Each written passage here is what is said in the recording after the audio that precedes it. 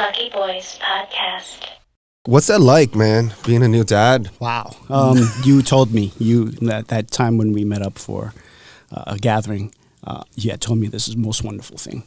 Yeah, right. That the experience is surreal and that it'll give you a newfound meaning to life, to have that small infant in your arms and you realize, wow, I'm going to do everything and anything possible to make sure that this works out for you. God, it really does change you, doesn't it? By far. I mean, I talk to my friends who aren't parents yet or have no desire to have, any offspring.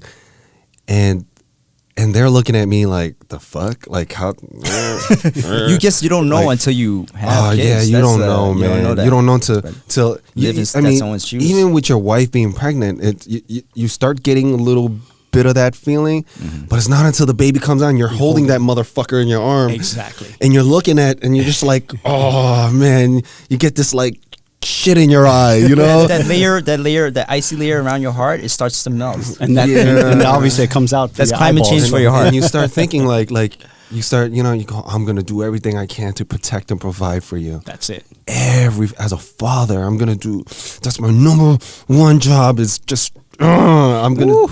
And I remember because. And then it grows from there, man. The cycle love grows from there. It's amazing. It's beautiful.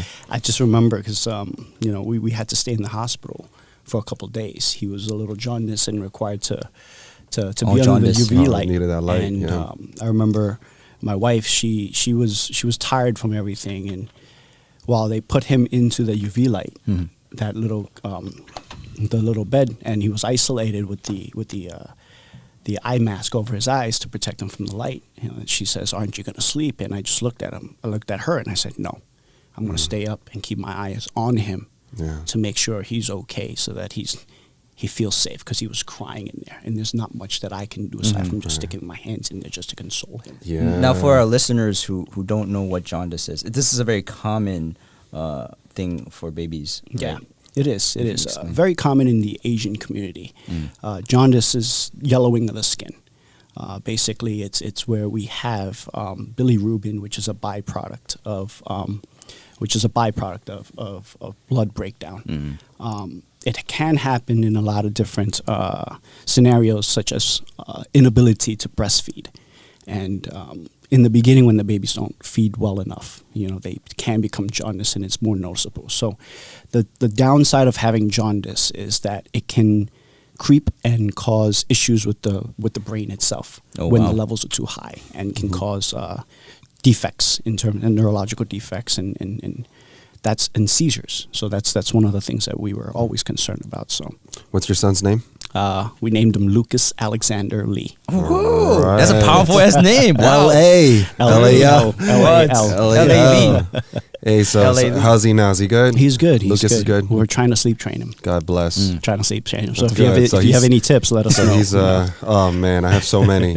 But I found one that really works well. Well, my wife did, Lisa, and I can do a whole another podcast just about how to different methods and approach to putting kids to sleep. But we can talk after. Yeah, for sure. I'm telling you, it is. It's a trip, man. It's a trip. But after that, when they get through that crying phase, it's fucking awesome. It's awesome. I mean, Around you and your wife. Around 2? Yeah, that's when both of mine kind of just chilled out. But man, we're having so much fun. My girls are 5 and 3, and I'm telling you, it is just the best time ever. Like from morning to when we go to bed, I mean, we have a fucking blast. I mean, I have so much fun with them. I have fun watching them play. I have fun eating with them. I mean, it's just like having. I tell this to Norm all the time. It's like hanging out with my 2 drunk friends. They make a mess. Okay. They puke on themselves. They don't clean up after themselves, and but it's just at the same time, it's like you love them, and they're doing all this shit, and it's hilarious, and it's funny, and the way they look at the world is different, and they see more details than you do, and a lot of things that you just overlook or you take for granted, and you're just like, oh shoot, and it just gives you this perspective, and it's just incredible. And the amount that they learn.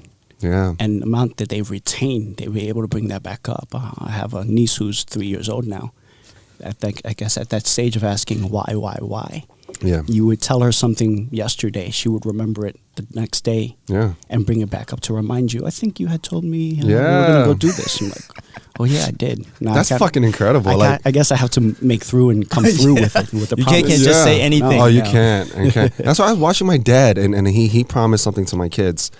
I think it was like some sort of like snack or candy that they really like. And my dad said to them, he goes, and after I was like, Dad, fuck it, it's all good. You don't like he wasn't feeling well, and I was just like, Dad, you don't. He goes, No. I said it, so I have to do it. I don't want them to think that Grandpa's a liar or can't follow through. I'm like, they're fucking kids. I mean, how are they gonna remember that? He goes, No.